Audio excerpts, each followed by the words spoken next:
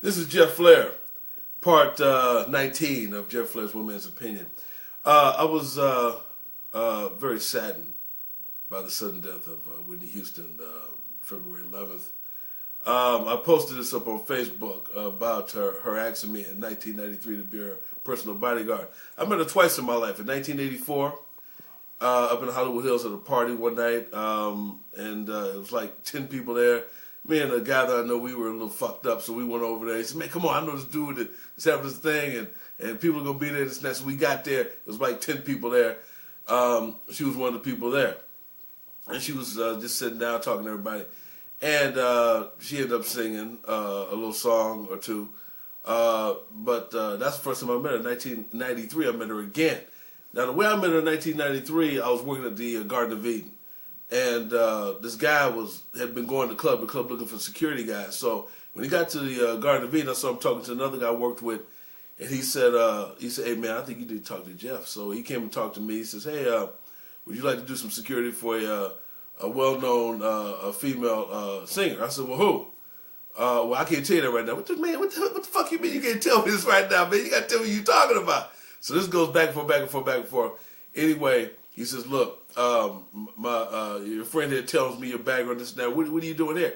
I said, well, I'm basically retired from all that. I'm trying to go into professional wrestling. So I figured working in these clubs, I might come across some of the guys in the industry, and I can try to get them to see if they can get me involved with somebody that's involved or whatever.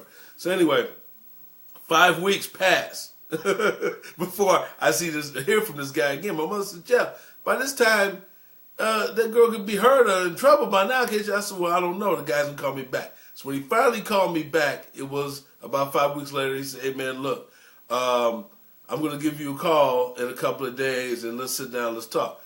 2 more weeks passed by. So I'm going, at this point, who the hell he could be talking about? They can't be in that much trouble. Anyway, make a long story short, when he finally called me back, he said, hey, what are you doing tonight? Which was a Saturday, so I got to be at the Coconut Teas at 8 o'clock.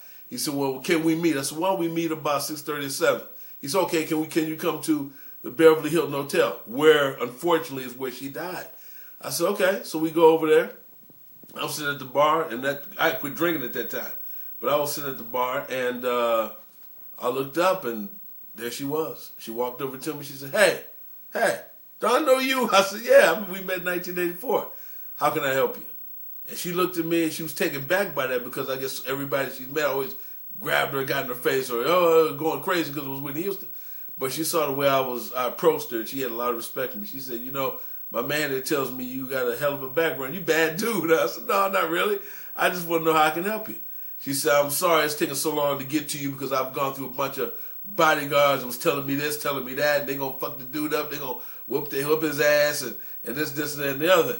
Anyway, she said, you know what? I like you, Jeff. You know what? You're my personal bodyguard as of right now. Oh, okay, that's cool. Can you walk me to my car? I said, yeah, sure. So we go to the limo, and she gives me a $100 bill. So, baby, you ain't got to give me that. She goes, no. You working for me, right? I said, yeah. She said, you better take this. So I took the $100 from her.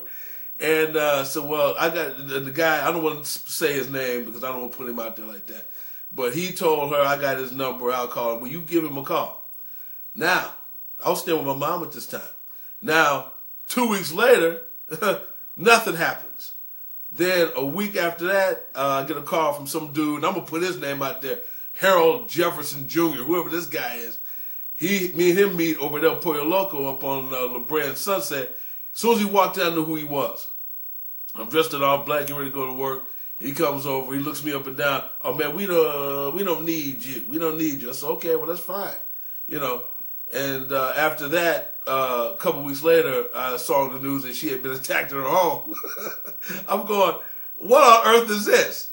And a few days later, she had fired everybody. So that's my 2 meetings with Whitney Houston. And I'm going to say this, Whitney, I'm glad God put you and I together. I'm glad I met you. You're a very nice lady. I'm going to miss you. Rest in peace. And I will definitely be seeing you down the road. Whitney, God bless you. You left a lot of great music behind for everybody. So, like I said, I'll see you down the road. Rest in peace. That's Jeff Flair.